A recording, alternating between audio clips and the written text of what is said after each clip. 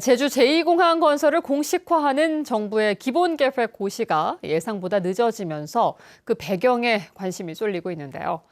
오영훈 제주도지사가 정부는 기본계획 고시를 더 이상 미루지 말라며 빠른 결단을 요구했습니다. 보도에 조인호 기자입니다. 제주 제2공항 기본계획의 핵심인 총사업비에 대한 국토교통부와 기획재정부의 협의가 마무리된 것은 지난 6월. 이에 따라 7월 중에는 기본계획이 고시될 것으로 예상됐지만 국토부는 아직도 검토 중이라며 고시를 미루고 있습니다. 제2공항 기본계획에 대해 항공정책위원들이 제출한 의견을 검토 중이라는 건데 검토가 언제 끝날지 몰라 고시도 언제쯤 할지 알 수 없다는 것입니다. 이런 가운데 오영훈 제주도지사가 제2공항 기본계획 고시를 요청했습니다. 제주도는 그동안 공항시설 확충의 필요성을 지속적으로 이야기해왔다며 정부가 더 이상 고시를 미루지 말라는 것입니다.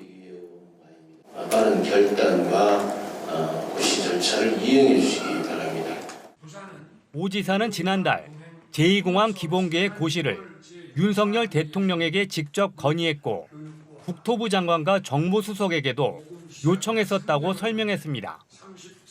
제2공항 환경 문제와 갈등에 대해서는 환경영향평가 동의 절차와 관련된 제주도의 권한을 활용해 우려를 해소하고 정책 결정과 집행에 차질이 없도록 하겠다고 말했습니다.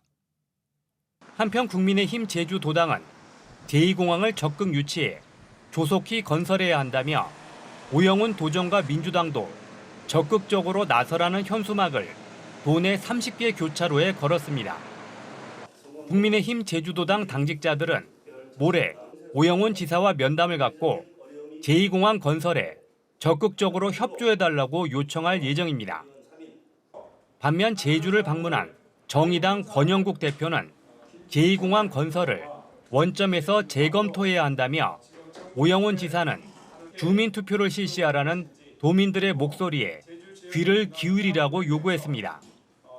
진보당 제주도당도 제2공항 저지가 당론이라며 제주도와 도의회가 반대 입장을 밝히라고 요구하고 있어 기본계획 고시를 앞두고 정치권의 찬반 논란도 뜨거워질 것으로 보입니다. MBC 뉴스 조현우입니다. 계속되는 폭염에 가뭄까지 겹치면서 파종 시기를 맞은 당근 피해가 갈수록 커지고 있습니다. 파종 면적의 10% 가까이 피해를 신고한 가운데 오영훈 지사도 현장을 찾아 피해 상황을 점검하고 급수 대책 마련을 지시했습니다. 이소현 기자입니다.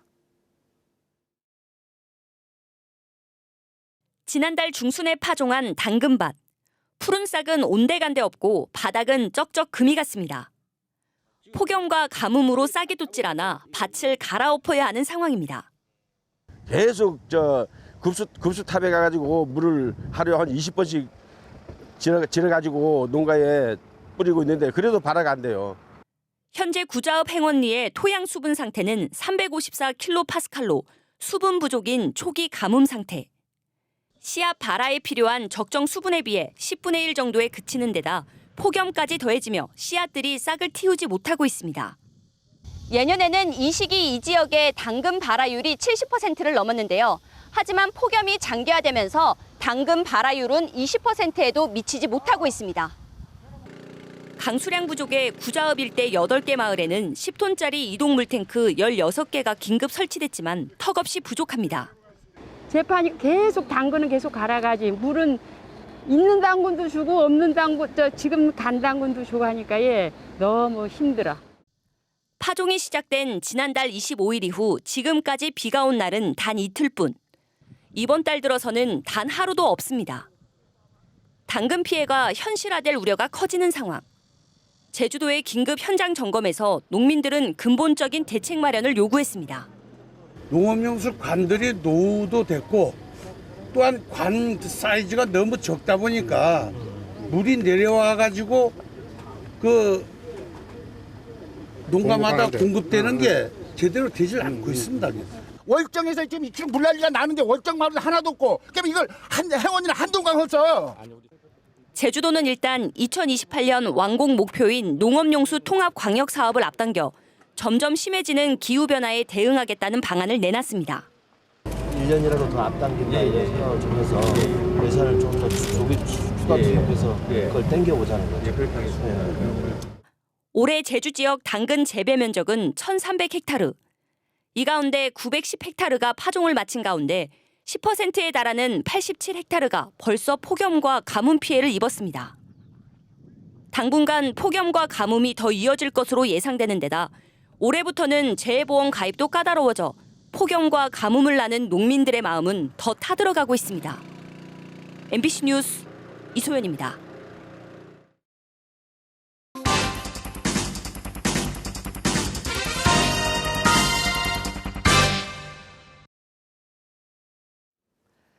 특별자치도 출범 이후 20년 가까운 시간 동안 제주 투자 개발의 대부분은 대규모 관광개발 사업이었습니다. 제주 MBC는 대규모 관광개발 사업장 38곳을 전수조사하고 추진 과정에서 나타난 문제들을 심층 분석해 대안을 모색하는 기획뉴스를 마련했습니다. 오늘은 첫 번째로 사실상 숙박시설 개발에 집중하고 있는 관광개발 사업장들의 민낯을 송원일 기자가 보도합니다. 서귀포시 안덕면 서광리 399만 제곱미터 부지에 조성하고 있는 신화역사공원 관광단지. 마라도 면적의 13배가 넘는 제주도 내 최대 규모입니다. JDC와 중국 자본이 공동으로 신화와 역사 테마파크를 갖춘 세계적인 관광단지를 조성하기 위해 투입하는 사업비는 3조 6천억 원.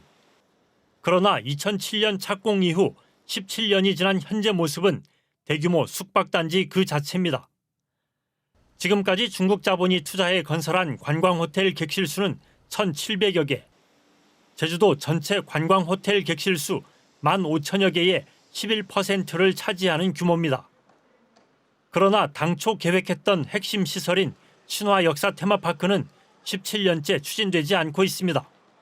사업비가 지금 굉장히 많이 들어간 사업이라서 이렇게 섣불리 먼저 사업을 조금 추진을 못했던 것 같기도 합니다. 제주에서 추진되는 다른 대규모 관광개발 사업장들의 사정은 어떤지 분석하기 위해 취재팀은 전수조사에 나섰습니다. 대상은 10만 제곱미터 이상 관광사업장 13곳과 관광지 9곳, 관광단지 8곳, 유원지 8곳 등 모두 38곳. 제주도 홈페이지와 제주도보에 고시된 사업계획 승인과 변경 내역 자료들을 확보해 전수조사했습니다. 분석 결과 대규모 관광개발 사업장들은 대부분 한라산과 바다를 조망할 수 있는 중산간에 위치해 있고 총 개발 면적은 3,198만 제곱미터로 마라도 면적의 100배가 넘습니다. 총 사업비는 17조 2,700억 원. 사업자들은 당초 매력적인 관광시설들을 지어 제주관광에 활기를 불어넣겠다는 명분으로 사업을 승인받았습니다. 그러나 사업 계획서를 분석한 결과 호텔과 휴양콘도 같은 숙박시설 비중이 압도적으로 높았습니다. 숙박시설이 없는 사업장은 애월 스마트 테마파크와 미천굴 관광지 등 4곳뿐. 나머지 34곳의 관광호텔과 휴양콘도 객실수는 모두 2만 600개를 넘습니다. 특히 객실수 1,000개가 넘는 사업장은 4곳이었고 800실 이상 3곳, 500실 이상 5곳, 300실 이상 6곳 등 절반이 넘는 18곳이 객실수가 300실을 넘었습니다. 대규모 관광개발 사업장들이 숙박시설 건설에 집중하면서 공급 과잉 문제가 생겨났습니다. 제주도 내 관광호텔 객실수는 2010년 6,664개에서 완만하게 증가하다 대규모 관광개발이 집중된 2013년 이후 급증세를 보였습니다. 그리고 지난해 15,000여 개를 넘어 13년 만에 2.3배 늘었습니다. 워낙 많은 호텔들이 많다 보니 대형 호텔들이 들어서면서 인력들도 빠져나가고 손님들도 대형 호텔로 빠져나가면서 중소 호텔들의 경영난에 시달리고 있습니다. 제주도가 외부 자본을 유치해 추진하는 대규모 관광개발 정책이 사실상 숙박시설을 공급하는 데 치우치고 있다는 비판의 목소리가 커지고 있습니다. 돈 되는 것을 먼저 하고 나머지 주민들하고 약속했던 거라든지 고용 창출 문제라든지 지역의 관광 자원을 만드는 일 이런 것들은 뒷전으로 밀리는데 결국 이게 가장 심각한 문제다. 제주도 내 곳곳에서 추진되고 있는 대규모 관광 개발 사업이 호텔과 콘도 같은 숙박시설 공급에 집중하면서 사실상 부동산 개발 사업으로 변질되고 있습니다. 이 때문에 1970년대 이후 50년 넘게 계속되고 있는 대규모 관광 개발 정책에 대한 전면적인 재검토가 필요하다는 목소리가 높아지고 있습니다. MBC 뉴스 송원일입니다. 제주 경실련이 제주시 애월읍 중산간에 추진되는 한화 관광단지 개발과 관련해 도민토론회 개최를 촉구했습니다. 제주 경실련 양배균 공동대표는 이상봉 제주도의회 의장을 비공개로 만나 제주 숙박시설이 과잉 공급 상태인데 1000실이 넘는 대규모 숙박시설을 허가하는 것은 이해할 수 없다며 공개적인 도민토론회를 개최해야 한다고 전달했습니다. 이어 한화관광단지 개발은 제주도를 망치는 난개발로 이어지는 중대한 사안이기 때문에 모든 방법을 동원해 문제 해결에 앞장서겠다고 덧붙였습니다. 제주 참여환경연대는 성명을 내고 제주도가 행정절차법까지 위반하며 대규모 개발 사업에 특혜 주기를 시도했다고 비판했습니다. 이들은 지난 7일 열린 도시관리계획 주민의견 청취 설명회와 관련해 설명회 당일 공고문을 홈페이지에 올려 공청회 14일 전에 알려야 하는 행정절차법 38조를 위반했다고 주장했습니다. 또 기준안 변경을 통해 중산간 2구역이라는 곳을 새로 만들어 한화 애월포레스트 사업에 허가를 주기 위한 특혜로 의심된다며 중산간 난개발과 특혜 시도를 즉각 중단하라고 요구했습니다. 제주 4.3 기념사업위원회가 성명을 내고 KBS의 이승만 찬양 영화 방영 예정에 대해 중단을 촉구했습니다.